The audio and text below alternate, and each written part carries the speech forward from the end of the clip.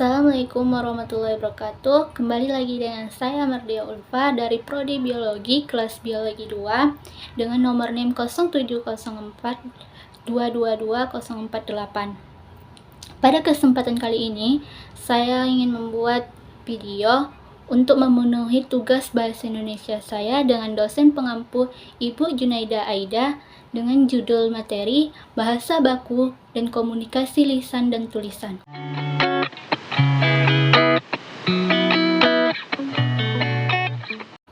Bahasa baku, bahasa standar atau standar kebahasaan adalah variasi bahasa yang berkontras dengan bentuk-bentuk vernakular.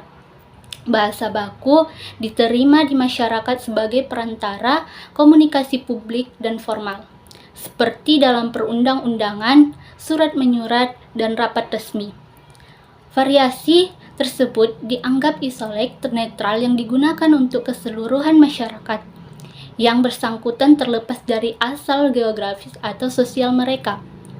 Dalam pengertian lain, bahasa baku adalah bentuk bahasa yang telah mengalami proses standarisasi yang tahap menegakkan tata bahasa dan komunitas normatif.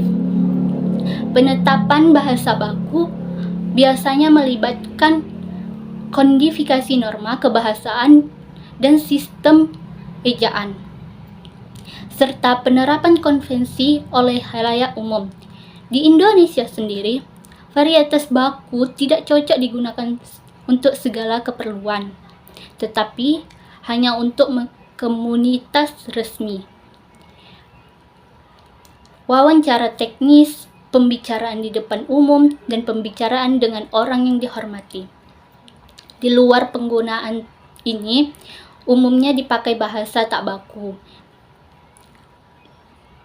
Di dalam KBBI, bahasa baku itu bahasa yang digunakan pada saat adanya resmi. Kapan bahasa baku itu digunakan? Ketika keadaan formal atau resmi. Apakah bahasa baku itu wajib?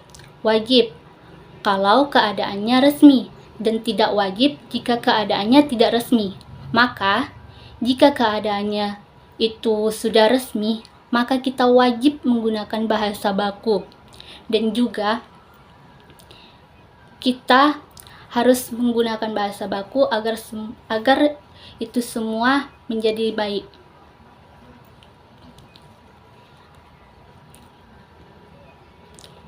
Dalam keadaan sifatnya kenegaraan, pemerintahan, wajib kita menggunakan itu bahasa baku. Contoh nih, kita dalam pendidikan seperti kita ingin bertanya kepada dosen atau guru. Kita itu wajib menggunakan bahasa baku. Seperti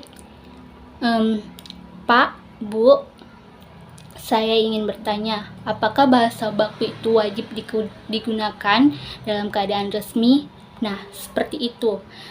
Tidak mungkin kita bertanya memakai bahasa sehari-hari. Seperti, Bu, Pak, aku ingin bertanya, kenapa sih bahasa baku itu wajib digunakan dalam keadaan sehari-hari? Nah, itu tidak mungkin, bukan? Karena itu tidak baik. Karena dalam pendidikan, bahasa baku itu resmi digunakan.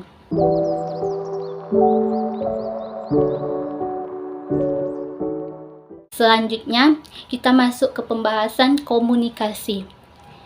Komunikasi merupakan suatu hal yang dapat dihindari oleh setiap manusia. Sebagai makhluk sosial, manusia dikodratkan untuk hidup bermasyarakat dan berinteraksi dengan manusia lainnya. Dengan berkomunikasi, kita bisa mempelajari komunikasi berarti meningkatkan kemampuan berkomunikasi, baik itu dari dalam menulis, berbicara, dan lain sebagainya.